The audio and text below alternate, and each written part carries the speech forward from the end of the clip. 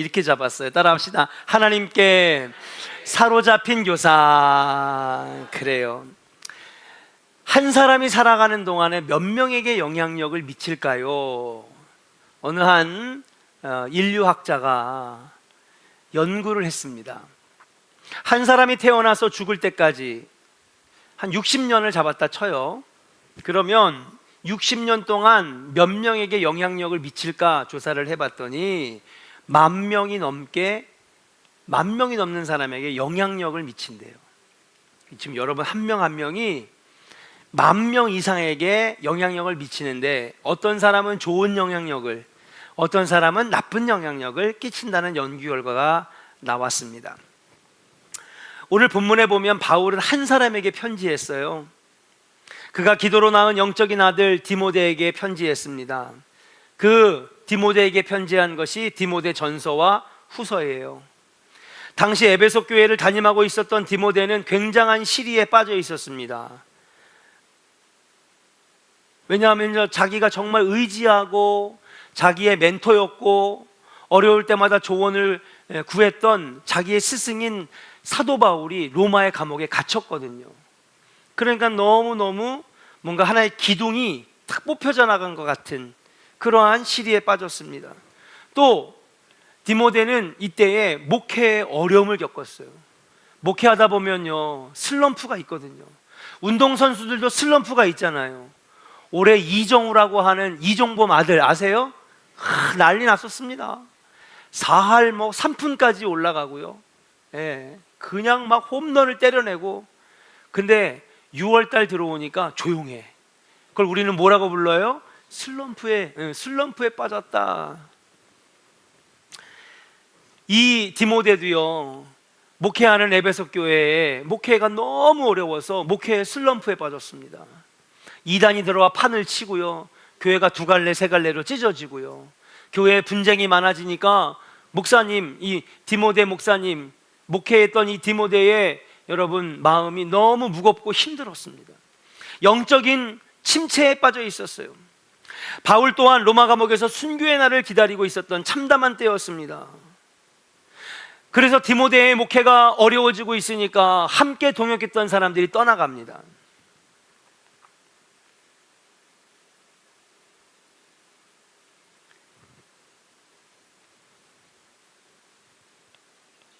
그런데 사도 바울은 이러한 디모데의 안타까운 소식을 들을 때에 펜을 들어서 편지를 썼어요. 디모데 전서와 디모데 후서를 썼습니다.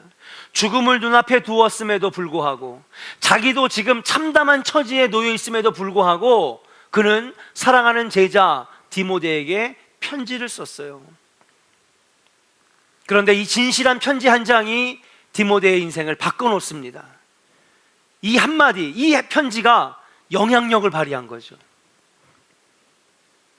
아마도 이 한마디는 디모데의 마음을 강하게 하고 담대하게 했을 것입니다. 이 한마디의 말이 무엇일까? 저는 오늘 본문 25절의 말씀이라고 생각해요. 25절 같이 한번 읽어보겠습니다. 함께 읽어요. 시작. 거역하는 자를 온유함으로 훈계할지니 혹 하나님이 그들에게 회개함을 주사 진리를 알게 하실까 하며. 25절이 아닌가 본데요.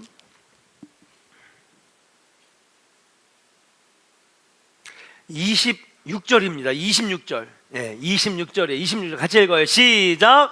그들로 깨어 마귀의 올무에서 벗어나 하나님께 사로잡힌 바 되어 그 뜻을 따르게 하실까 함이라. 아멘.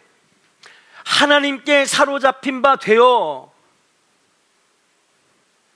이 말씀이 아마도 디모데에게 큰 힘을 주지 않을까. 사랑하는 아들아, 강하고 담대해라.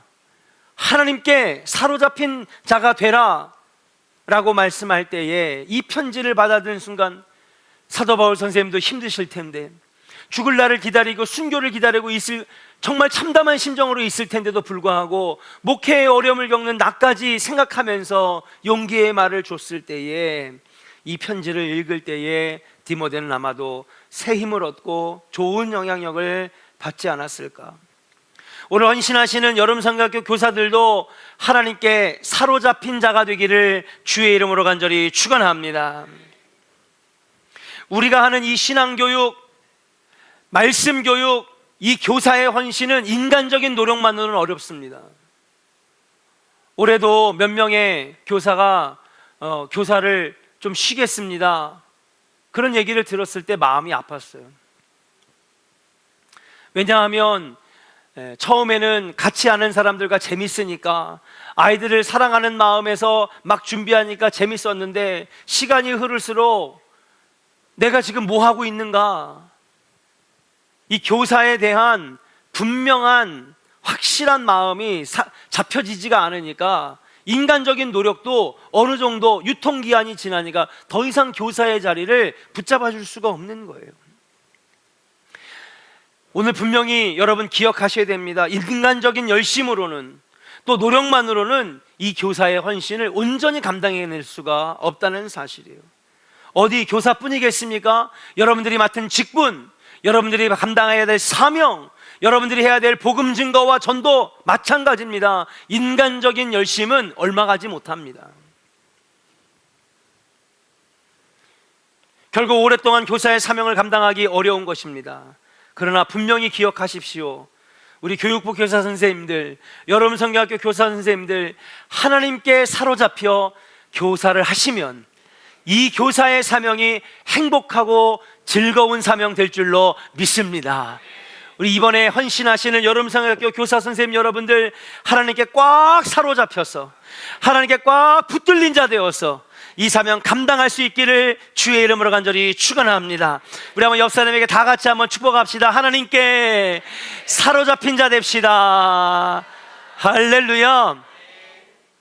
장로님도 마찬가지입니다. 권사님들도 마찬가지입니다. 선교회장님, 속장님들, 교구장님들, 여러분 맡은 사명도 마찬가지입니다. 인간적인 노력으로는 몇 달 아니면 몇 년 할 수 있어요.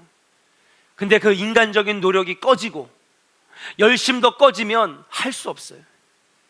그러나 25년, 30년, 아니 천국 가는 그날까지 이 사명을 감당할 수 있는 원동력은 하나님께 사로잡혀서 주의 영이 나와 함께 하시면 이 사명은 몇십 년을 내도 더 즐거워지고 더 행복해지고 더 기쁨으로 감당하게 될 줄로 믿습니다.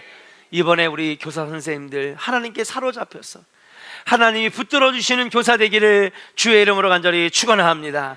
자, 그렇다면 짧게, 오늘 많이 먹었기 때문에 그래도 아직까지 조시는 분이 없어서 행복합니다. 그렇다면 하나님께 사로잡힌 자는 과연 무엇일까? 오늘 교사들에게만 주는 말씀이 아닙니다. 하나님께서 오늘 주시는 말씀은 다 사명을 감당하고 직분을 감당하고 교회에서 여러 가지 일들을 감당하는 여러분들을 위한 말씀이기도 합니다. 그렇다면 하나님께 사로잡힌 자는 과연 누구일까요? 첫 번째로 우리 같이 따라합시다. 분명한 소명의식이 있는 자입니다. 디모데후서 1장 9절을 같이 읽어볼게요. 같이 읽겠습니다. 스크린 보고 읽으세요. 시작. 하나님이 우리를 구원하사 거룩하신 소명으로 부르심은 우리의 행위대로 하심이 아니요 오직 자기의 뜻과 영원 전부터 그리스도 예수 안에서 우리에게 주신 은혜대로 하심이라. 아멘. 말씀을 보세요. 거룩하신 소명으로 우리를 불렀대요.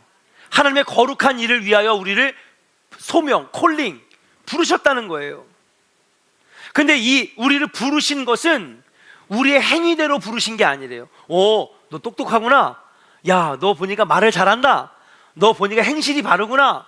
야, 너 정말 재능이 있구나. 그래서 부른 게 아니래요. 우리의 행위를 보시고 부른 게 아니라는 거예요. 그럼 우리를 어떻게 부르셨느냐? 오직 자기의 뜻과 영원 전부터 그리스도 예수 안에서 우리에게 주신 은혜대로 하심이라 그랬어요. 따라합시다. 영원 전부터. 여러분, 이게 무슨 말인지 아세요? 태초부터예요. 태초부터. 태초부터. 이미 여러분들을 부르신 거는 여러분, 우리가 태어나기도 이전에 태초부터 여러분들을 택하여 부르셨다라고 하는 사실인 줄로 믿습니다. 내가 잘났건 못났건 아니면 내가 돈이 많건 돈이 없건 그건 상관이 없어요. 하나님이 이미 여러분들을 택하여 부르셨다는 거예요. 또 여러분들을 어떻게 부르셨느냐? 오늘 보니까 여러분 은혜 안에 불렀다 그랬어요. 따라합시다. 은혜 안에 부르셨습니다. 할렐루야. 은혜대로 우리를 부르셨대요. 첫 번째, 우리를 태초부터 부르셨다는 거예요. 조건을 보지 아니하고 나의 능력을 보지 아니하고 하나님이 이미 여러분들을 택하여 부르셨다는 것이고, 두 번째로는 은혜대로 나를 부르셨다는 겁니다. 자, 은혜대로 불렀다, 은혜로 불렀다는 말이 무슨 뜻일까? 은혜는 뭐냐 하면요, 값없이 대가 없이 라는 뜻입니다. 선물입니다. 무가치한 나를 불쌍히 여기셔서 귀하게 사용하셨다는 것입니다. 무의미한 나의 삶을 의미 있게 하고 가치 없는 나의 삶을 최고의 가치 있는 삶으로 바꾸어 주셨다는 것입니다. 그게 은혜예요. 전에는 나의 욕심과 욕망을 따라 헛된 삶을 살았지만은 이제는 하나님께서 나를 거룩한 하나님의 군사로 사용하신다는 것입니다. 나를 은혜로 부르셨다는 거예요. 사랑하는 여러분, 오늘 여러분 성경학교 교사 선생님 여러분 분명히 기억하세요. 집사님, 여기 이번에 아동부 2학년 3학년 자리가 비어가지고 그런데 좀 와가지고 땜빵 해주시면 안 돼요? 땜빵은 없어요. 이번에 새로 합류하신 우리 교사 선생님들 있을 거예요. 도와주시러. 예. 이번에 교사 선생님들 몇 명 빠져나가가지고 자리가 없어서 좀 이번에 자리 좀 채워주세요, 이번만 도와주세요. 아니에요. 그런 생각 다 버려요. 하기만 해봐. 아니에요. 여러분들은 하나님께서 태초부터 부르신 위대한 교사들인 줄로 믿습니다. 하나님 부르셨어요. 두 번째로, 하나님은 여러분들의 능력과 재능과 어떤 열정과 열심을 보고 부르신 게 아니에요. 하나님은 여러분들을 은혜로 부르신 거예요. 예. 무가치한 나를 가치 있는 자리에 놓아주신 거예요. 예. 값없이 주시는 은혜로 하나님 여러분들을 교사로 불러주셨는 줄로 믿습니다. 내가 이번에 한번 도와주지 뭐, 내가 이번에 유치부 한번 도와주지, 이게 아니에요. 하나님은 은혜로 여러분들을 불러주셨어요. 그렇습니다. 우리는 부름받은 자입니다. 우리는 이것을 소명자라고 부릅니다. 하나님께서 우리를 부르신 하나님의 일꾼인 줄로 믿습니다. 하나님께서 부족하고 무지한 나를 택하셔서 은혜로 불러 교사로 불렀다라고 하는 확실한 소명의식이 없으면 여름성경학교 절대로 성공할 수 없고 아이들을 절대로 잘 가르칠 수가 없다라고 하는 사실이에요. 이 소명의식이 없으면은 이번 성경학교 여러분 감당할 수 없습니다. 미국 유학 갔는데 처음에 오리엔테이션을 3박 4일인가 4박 5일을 했어요. 근데 4박 5일 내내 모여가지고 얘기하면, 그때는 제가 영어를 잘 못 알아들어가지고, 지금도 잘 못 알아듣지만, 잘 못 알아들어가지고 무슨 말 하는지 모르겠지만 주제는 분명히 알았어. 하여튼 4박 5일 내내 너의 콜링이 뭐냐, 소명이 뭐냐는, 소명의식이 있냐는 거예요. 언제 부름받았냐는 거예요. 무엇을 위해 부름받았냐는 거예요. 소명과 사명만 가지고 4박 5일 얘기하는데 그때 많은 생각을 했어요. 나는 왜 유학을 왔지? 나는 왜 목사가 되려고 하는가? 나는 왜 신학교를 갔고? 나는 왜 무엇을 위해 살아가는가? 엄청나게 많은 고민을 했어요. 구본성 교육사님, 하나님 부르셨습니까? 그래가지고 안 된다니까. 아니, 교육사가 아멘 해야지. 그래 뒤에 교사들도 아멘 할 거 아니요. 하나님 부르셨어요? 지난번에 내가 통화하는 거 들었는데, 신학교 공부를 더 할까 말까, 내가 이러려고 좋은 교회 왔나, 내가 다 지난번에 들었거든. 하나님 부르셨어요, 교육사님. 아멘. 예. 하나님 태초부터 부르신 종이고요, 은혜로 부르신 종인 줄로 믿습니다. 지도자가 먼저 확실한 소명이 있어야 뒤따라가는 저 많은 30명의 교사들도 여러분 믿음으로 믿고 신앙으로 나아갈 수 있는 줄로 믿습니다. 교육사님 잘 들어요. 긴가민가 하면 뒤에 있는 교사들 30명도 다 긴가민가 하는 거예요.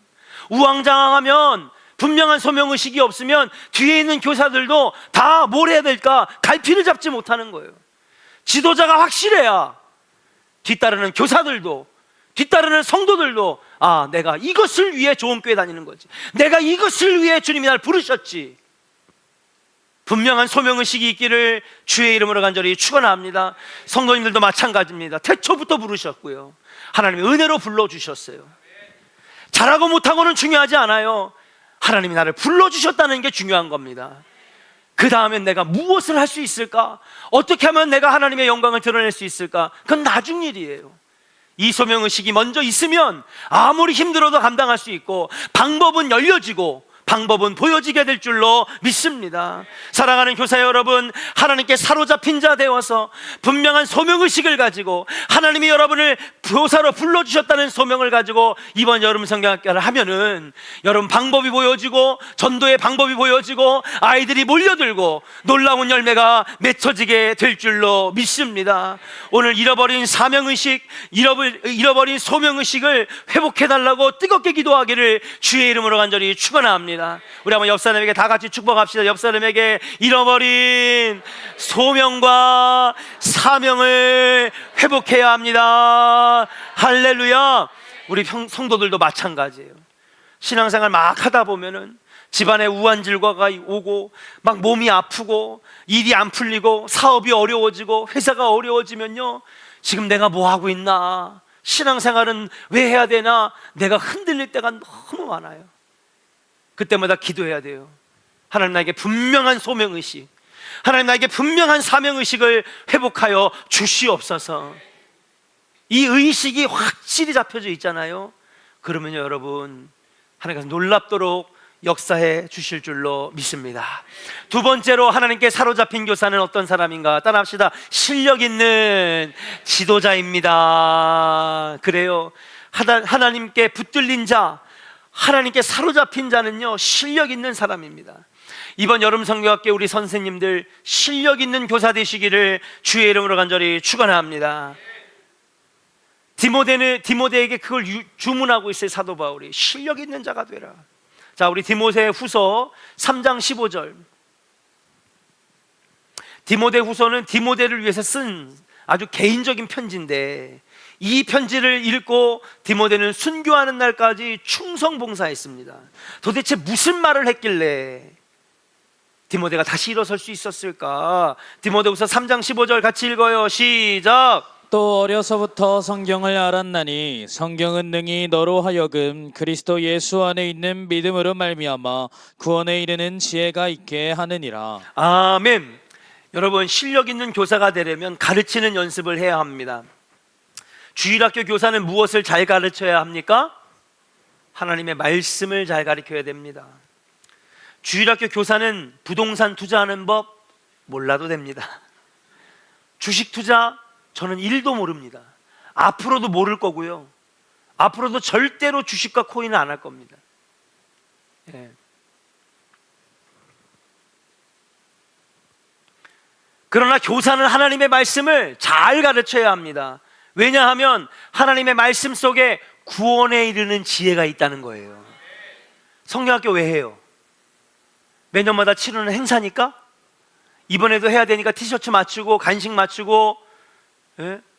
수영장 가서 물놀이 하고, 그겁니까?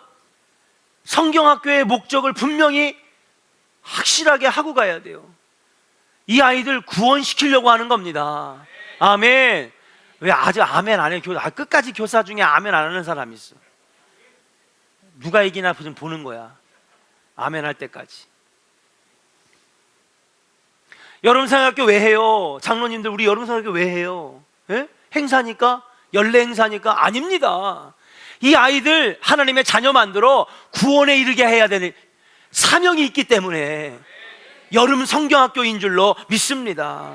그럼 이 아이들이 구원에 이르게 하려면 우리에게 구원에 이르게 하는 지혜가 있어야 되는데, 여러분, 이 구원에 이르게 하는 지혜는 어디에 담겨 있냐면, 따라합시다. 하나님의 말씀 속에 구원의 지혜가 담겨져 있습니다. 할렐루야.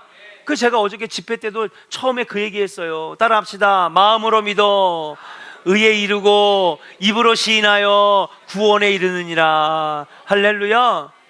구원은 어떻게 하는 건데요? 믿음으로 구원받는 거지. 근데 그 구원의 삶을 쭉 이어서 구원의 완성을 이루게 하려면 자꾸 입으로 고백해야 돼. 입으로 시인해야 돼. 하나님 나의 아버지십니다. 예수님은 구원자십니다. 근데 내가 구원의 확신이 있다가도요, 내 믿음이 약해지고 그러면 구원의 자리에서 떠나가는 거예요. 왜? 입으로 시인하는 게 없으니까. 입으로 시인이 뭐예요? 아멘. 새벽마다 나와서 기도하고, 수요일마다 나와서 기도하고, 금요일마다 나와서 기도하고. 근데 입술에 고백이 없으니까, 예전에는 구원의 확신이 있었는데, 장로가 됐는데, 권사가 됐는데, 목사가 됐는데 구원의 확신이 없어. 왠지 알아요? 입으로 시인이 없으니까, 입으로 고백이 없으니까. 자, 보세요. 요 짧은 말씀 하나에도 구원에 이르는 지혜가 있잖아. 아멘이에요, 아멘 아니에요? 아멘. 교회를 왜 다녀요? 구원받기 위해 다니는데. 성경학교는 성경을 가르치는 자리입니다. 어떻게 하면 잘 가르칠 수 있을까? 말콤 글래드웰이 쓴 아웃라이더라고 하는 책에 보면 세계에서 가장 최고의 사람들은 1만 시간의 사람들이었다. 이게 아웃라이더에 나오는 유명한 1만 시간의 법칙입니다. 한 분야에서 최고의 실력을 갖춘 사람들은 그 분야에 최소한 1만 시간을 투자해야 된다. 1만 시간은 하루에 3시간, 10년을 투자해야 여러분 결과물을 낼 수가 있다는 거예요. 그들의 천재성은 뛰어나게 좋은 머리가 아니라 아무도 들 수 없었던 무거운 엉덩이에 있다는 사실. 19세기 스페인이 나온 최고의 바이올리니스트 사라사테는 어느 날 신문에서 이 사라사테의 공연을 보고, 바이올린 이 공연을 보고 신문에 대문짝만하게 여러분 이 기사가 남았대요. 여러분 뭐가 어떤 기사였냐면 천재가 나타났다. 천재가 나타났다. 아침에 이제 공연을 마치고 아침에 호텔에서 일어났는데 신문이 와가지고 신문 보니까 천재가 나타났다. 보니까 자기 기사야. 이 사람이 호빵기를 꼈어요. 지난 37년간 하루도 빼먹지 않고 14시간씩 연습한 나에게 천재라니. 여러분 이거 천재예요? 이 사람은 천재가 아니에요. 열심히 노력한 거지. 그런데 다른 사람들은 37년 동안 하루도 빼먹지 않고 14시간씩 연습한 것은 몰라요. 천재적으로 연주하는 그 모습만 보고 천재라고 얘기하는 거지. 천재가 아니라는 걸 자기는. 주일학교 교사, 여름성경 교사도 마찬가지입니다. 우리가 이번에 하는 것이 무엇입니까? 여름 수영 캠프입니까? 여름 런닝 캠프입니까? 여름 국영수 과외 캠프입니까? 아니에요. 우리가 하는 거는 여름 성경학교예요. 그렇다면 우리 교사들은 하나님께서 영적 깨달음을 구하고 맡겨주신 성경 말씀, 이것을 철저하게 준비해야 성공적인 여름 성경학교를 치를 수 있는 줄로 믿습니다. 저도 옛날에 참 열심히 여름 성경학교 준비했던 기억이 나요. 제가 전도사 때 둘째가라면 서러울 정도로 여름 성경학교 정말 열심히 준비했어요. 지금 준비하는 건요, 구본성 교육사님 진짜 세 발의 피도 안 돼. 서현 집사님 그래 안 그래? 예? 옛날에는요 한 달 반 전부터 준비했어요. 매일매일마다 한 달 내내 밤마다 모여가지고 준비했다고. 지금 준비하는 걸 보면요 솔직히 내가 우라통이 막,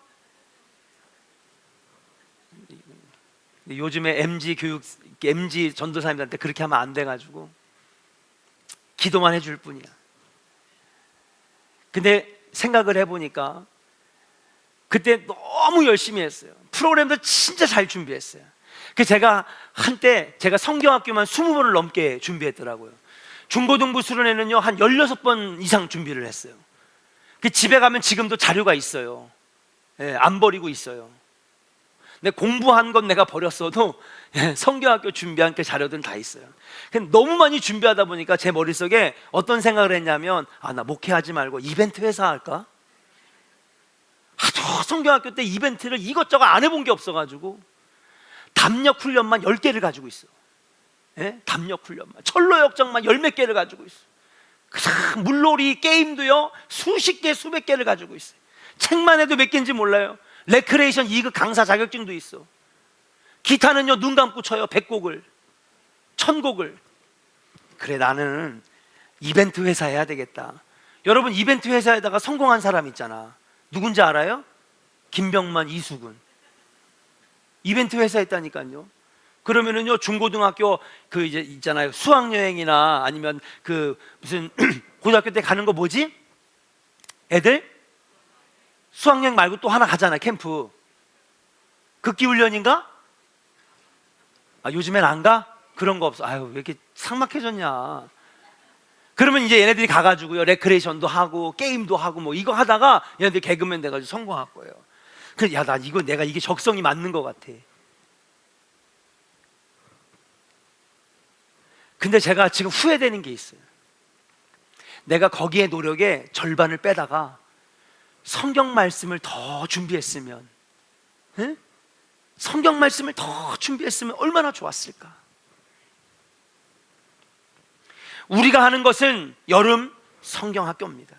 그러려면 사랑하는 여러분, 우리 특별히 교사 선생님 여러분, 성경에 여러분 익숙해지고 적어도 내가 가르치는 말씀에 있어서는 확실하고 분명하게 철저하게 준비해서 아이들의 마음을 움직일 수 있는, 아이들의 영이 달라질 수 있는 그런 성경의 가르침이 있기를 주의 이름으로 간절히 축원합니다. 잘한다라고 하는 말은 능숙하다라는 의미를 가지고 있어요. 이 영어 단어에 숨은 뜻이 하나 더 있습니다. 이게 뭐냐? 낯설지 않다는 거예요. 따라합시다. 낯설지 않다. 야, he is confident. 예, 그 사람 능력 있다 이거예요. 그 사람 잘한다는 거예요. he is confident. 예, 그래서 그 사람은요 능숙하다는 거예요. 잘하는 게 능숙한 거죠. 근데 여러분, 그게 뭔지 알아요? 여러분, 낯설지 않다는 거예요. 자, 제가 부흥에 나갔어요. 교회마다 낯설어요, 안 낯설어요? 다 처음 가보는 집회예요. 집회 장소마다 다 다르단 말이에요. 그럼 낯설까요, 안 낯설까요? 낯설어요. 그럼 그 집회는 망한 거예요. 벌써 딱 내가 딱 섰는데 말씀을 증거하려고 그랬는데 벌써 낯설어. 그럼 말씀이 안 나와. 막히는 거예요. 근데 어느 장소에 가든지 아니야, 낯설지 않아. 교회는 다 똑같아. 성도들은 다 은혜 받을 준비가 되어 있어. 할렐루야.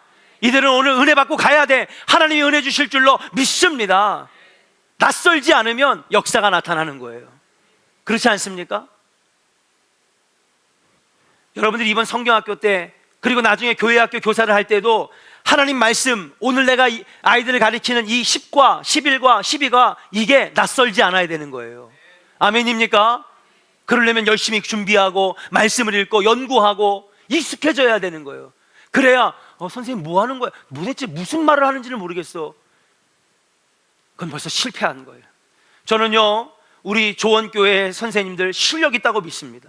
우리 교회 장로님들 실력 있는 장로님, 우리 교회 권사님들 실력 있는 권사님들, 속장님들 실력 있는 권사님들, 속장님들. 그럼 뭐 해야 되느냐? 낯설지가 않아야 되는 거예요. 속회 예배 인도하는 게 낯설지 않아야 되고, 기도하는 게 낯설지 않아야 되고. 근데 어느 교회 가면은요 막 저는 뜨겁게 인도하는데 교인들이 벌써 기도하는 게 낯설어. 그러면 그 교회는 기도하는 교회일까, 기도 안 하는 교회일까? 기도 안 하는 교회예요. 그러면 얼마나 영적 싸움을 해야 되는지, 몇 시간 동안.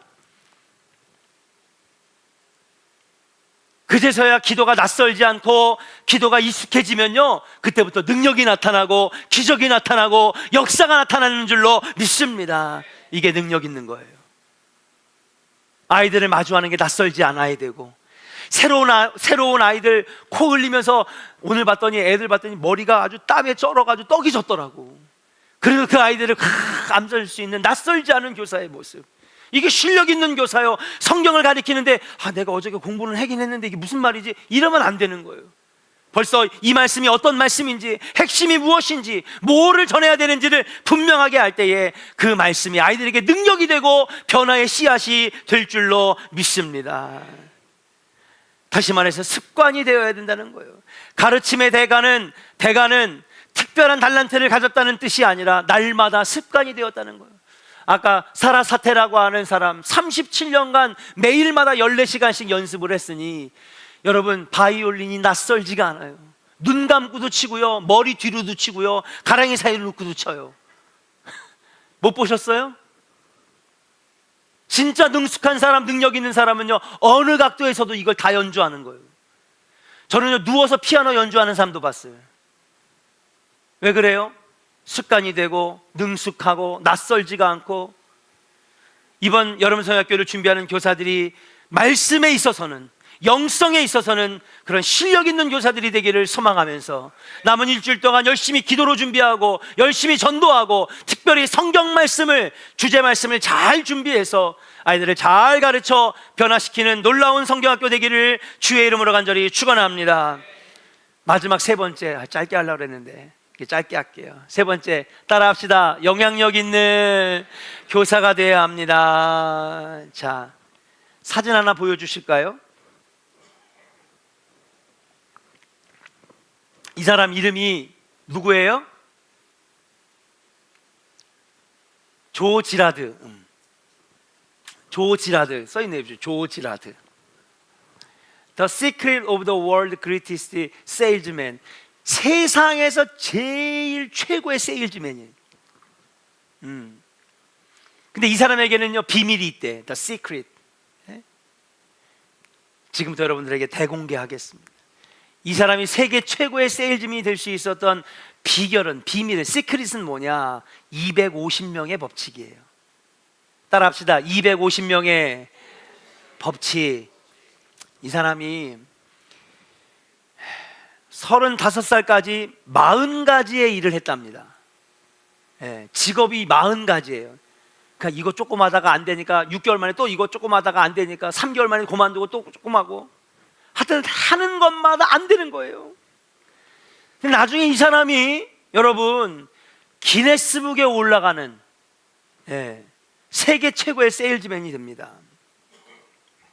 그렇게 40살까지 실패 40가지의 직업을 다 실패하고 사업도 실패하고 전전긍긍을 하면서 여러분 그렇게 살아가게 됐는데, 그렇게 참담한 마음으로 가다가 어느 날 친척의 결혼식에 청첩장을 받았어요. 그래가지고 그래, 결혼식 가서 뷔페 음식이나 먹어야 되겠다. 회도 나오고 그렇잖아요. 갈비찜도 나오고 그러니까 그냥 가가지고 그냥 축하 박수 이렇게 해주고 뷔페나 먹고 와야 되겠다 하고 갔더니 자기는 지금 얼굴도 잘 못, 자신감이 없어요. 왜? 하는 것마다 다 실패했으니까. 그 저쪽에 앉아가지고 샴페인을 마시면서 음식이나 퍼다가 이렇게 먹고 있는데 갑자기 마음속에 오늘 온 하객들의 숫자를 세고 싶더래. 그래가지고 사람들의 숫자를 딱 세봤더니 몇 명? 어떻게 알았어? 250명이더래요. 그래서 250명 왔나 보다. 그런 다음에 또 한 몇 주 지난 다음에 아는 친척이 또 장례식이 있어가지고 장례식을 갔대요. 그 장례식에 갔는데, 장례식은 우리는 3일장을 하잖아요. 한국의 전통적인 사람의 영혼이 3일 정도는 머물러 있다고 그래가지고 미신이지, 그렇죠?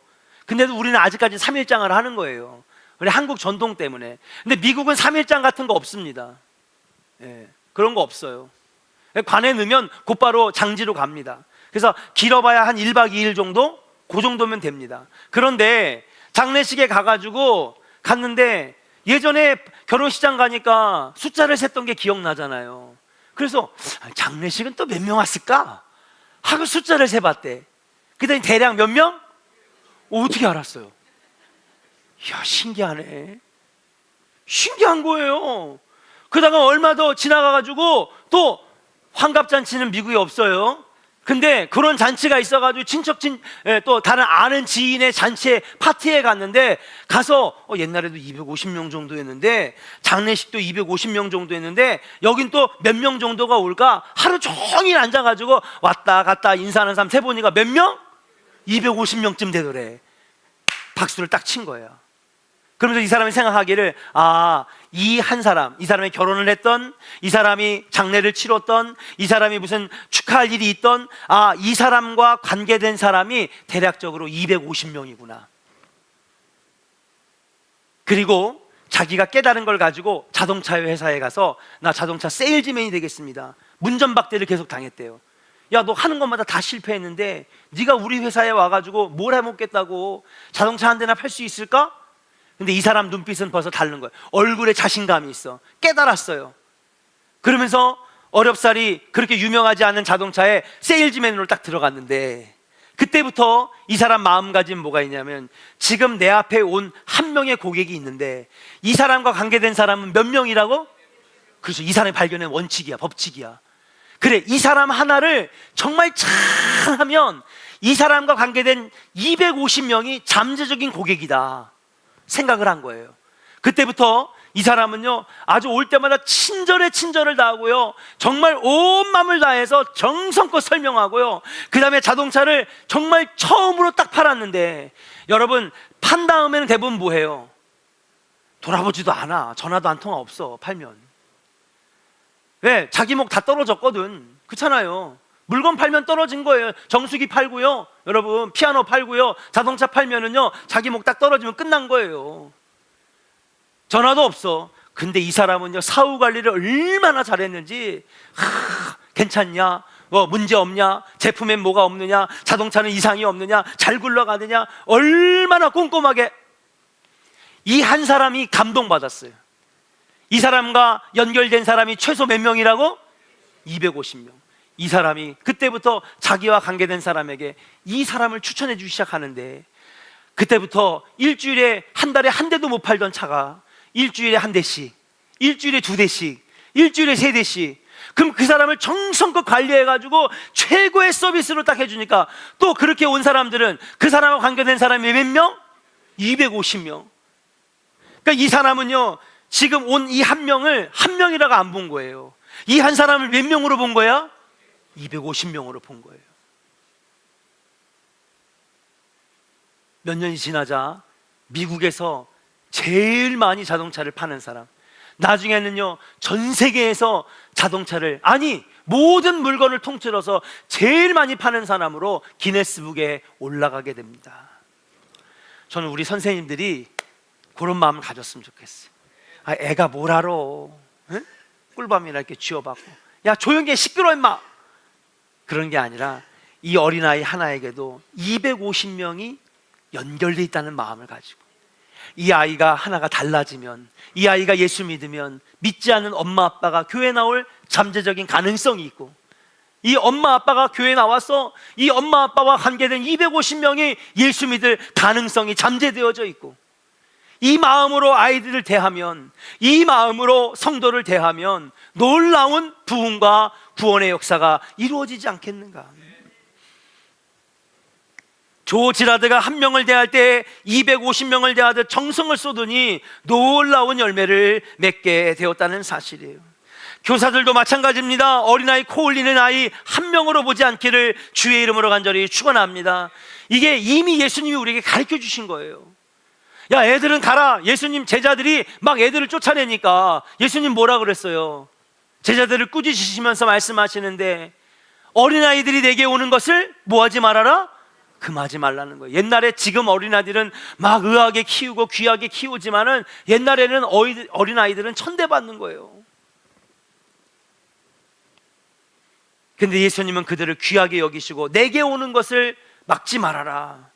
그래서 누구든지 이 어린아이 같지 아니하면 천국에 들어갈 수 없다고 말씀하시면서 한 영혼을 귀하게 여기시는 예수님, 우리에게 가르쳐 주신 복음이 이미 있어요. 조 지라드가 발견한 게 아니라 이미 예수님이 우리에게 가르쳐 주신 말씀이에요. 말씀을 마칩니다. 하나님께 사로잡힌 자가 누굴까요?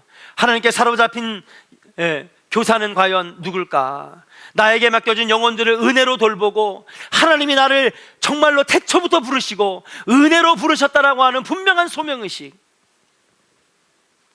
또 끊임없이 낯설지가 않은 하나님 말씀을 낯설지가 아니하고 익숙해져서 분명하게 말씀을 가르칠 때 구원의 지혜가 아이들 몸속에 들어가고 나타나고 깨달아져서 영혼권의 열매를 맺는 교사, 끊임없이 노력하고 반복하고 지식을 연구하는 영향력 있는 교사, 한 영혼을 귀하게 여기는 250명의 법칙을 가지고 나아가는 교사가 하나님이 기뻐하시는 교사, 사로잡은 교사가 아닐까 생각을 하면서 이제 일주일 남겨놓고 있습니다. 오늘 이 말씀이 졸린 말씀이 아니라 그냥 언제 끝나나 그런 말이 아니라 꼭 가슴속에, 우리 30명의 선생님들이 가슴속에 새기셔서 남은 일주일 동안 잘 준비하시고 기도하시고 이번에 영향력 있는 교사가 되어서 나중에 아이들을 구원에 이르게 하고 비전을 심어주는 그런 귀한 열매 맺는 여름성경학교 교사들 되시기를 주의 이름으로 간절히 축원합니다. 우리 이 시간에